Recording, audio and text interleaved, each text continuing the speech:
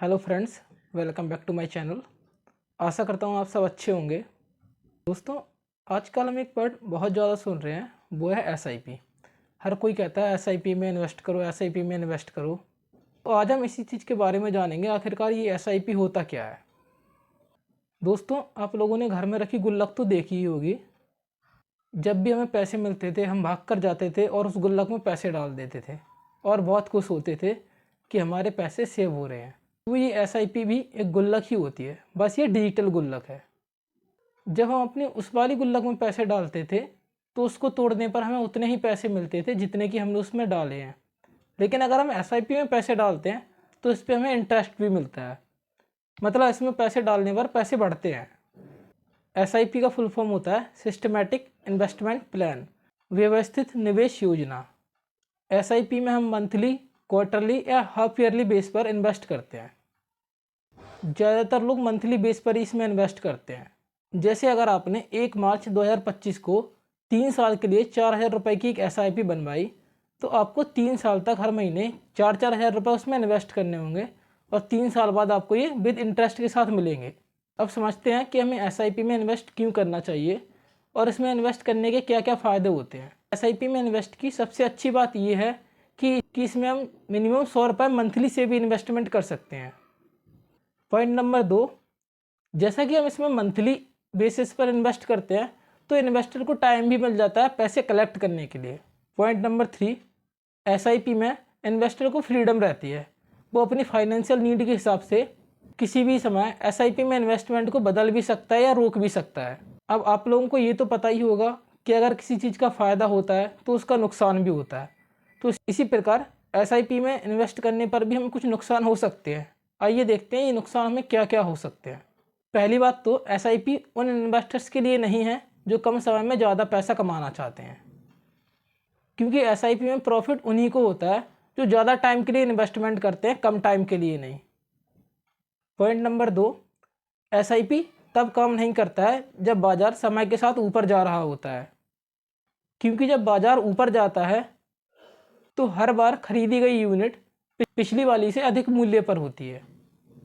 Point number 3, SIP में invest profit की कोई भी गारंटी नहीं देता है, क्योंकि म्यूचुअल फंड योजनाएं बाजार के जोखिमों के प्रति संवेदनशील होती हैं। इन्वेस्टर्स को उनमें निवेश करने से पहले उनसे जुड़े सारे टर्म एंड कंडीशंस को ध्यान से पढ़ लेना चाहिए। मैं आपको भी ये सलाह देता हूँ कि अगर आप भी एसआईपी में इन्वेस्ट करने की सोच रहे हैं तो पहले सारे टर्म्स एंड कंडीशंस को बहुत अच्छे ध्यान से पढ़ लें। आइए अब देखते हैं कि एसआईपी कितने प्रकार के होते हैं। एसआईपी बेसिकली 5 प्रकार के होते हैं। पहला है रेगुलर या नियमित एसआईपी, दूसरा है फ्लेक्सिबल या लचीला एसआईपी, तीसरा है टॉप अप एसआईपी, चौथा है ट्रिगर एसआईपी और पांचवा है फाइनल या अंतिम एसआईपी। तो पहले समझते हैं कि ये रेगुलर एसआईपी क्या होता है। ये सबसे सिंपल एसआईपी होता है। इसमें इन्वेस्टर कुछ निश्चित राशि निश्चित समय के लिए निवेश करता है। जैसा कि अगर आपने 1 साल के लिए 2,000 रुपये की एसआईपी खरीदी है तो आप हर महीने 2,000 रुपये इन्वेस्ट करेंगे 1 साल तक। अब आता है फ्लेक्सिबल एसआईपी। अगर कोई इन्वेस्टर श्योर नहीं है कि हर महीने वो एक फ़िक्स अमाउंट दे पाएगा तो वो इस एसआईपी में इन्वेस्ट कर सकता है। इसमें होता ही है, जैसे अगर आपने इस मंथ एसआईपी में 2,000 रुपये इन्वेस्ट किए हैं, अगले महीने अगर आपके पास ज़्यादा पैसे हैं तो आप 2500 इन्वेस्ट कर सकते हैं, उसके अगले महीने 2200 इन्वेस्ट कर सकते हैं। इसी प्रकार आप चाहें तो अमाउंट को घटा या बढ़ा भी सकते हैं। अब आती है तीसरी एसआईपी, टॉप अप एसआईपी। इस एसआईपी में इन्वेस्टर को समय समय पर अमाउंट बढ़ाने का ऑप्शन रहता है। सबसे पहले इसका एक एग्जाम्पल समझते हैं। एक इन्वेस्टर 3,000 रुपये पर मंथ इन्वेस्टमेंट करता है 6 महीने तक।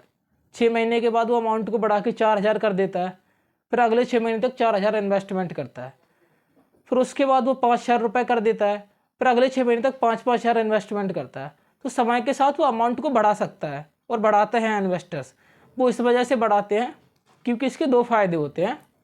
एक तो इसका ज़्यादा फ़ायदा होगा और दूसरा कि जैसा कि अगर किसी इन्वेस्टर ने सोचा है कि उसको इतना प्रॉफिट कमाना है तो वो वह प्रॉफिट कम समय में कमा सकता है। अब आता है चौथा, ट्रिगर एसआईपी। दोस्तों, इस एसआईपी के बारे में मैं एक अलग से वीडियो बनाऊंगा जिसमें आप उसको बहुत आसानी से समझ सकते हैं। अब हम लास्ट एसआईपी समझते हैं, फाइनल या अंतिम एसआईपी। इसे अनंत एसआईपी भी कहते हैं। इस एसआईपी में कोई टाइम पीरियड नहीं होता है। इन्वेस्टर जब तक चाहे वो तब तक इन्वेस्टमेंट कर सकता है। जैसे कई लोग इसमें इन्वेस्टमेंट करते हैं अपने बच्चों की पढ़ाई की सेविंग करने के लिए। कई जो सैलरीड पर्सन होते हैं वो इसमें इस वजह से इन्वेस्टमेंट करते हैं कि जब वो रिटायर्ड हो जाएंगे तो उनके पास एक सेव अमाउंट होगा जिससे वो अपनी बची हुई ज़िंदगी आराम से जी सकते हैं। तो इस एसआईपी का कोई फिक्स टाइम नहीं होता। इन्वेस्टर जब तक चाहे वो तब तक इसमें इन्वेस्टमेंट कर सकता है, जब चाहे वो तब रोक सकता है इसे। दोस्तों आज के वीडियो में इतना ही। आशा करता हूँ आपको ये वीडियो अच्छा लगा होगा। तो दोस्तों अगर आपको ये वीडियो अच्छा लगा हो तो वीडियो को लाइक करें, कमेंट करें, ज़्यादा से ज़्यादा शेयर करें और हमारे चैनल को सब्सक्राइब करें।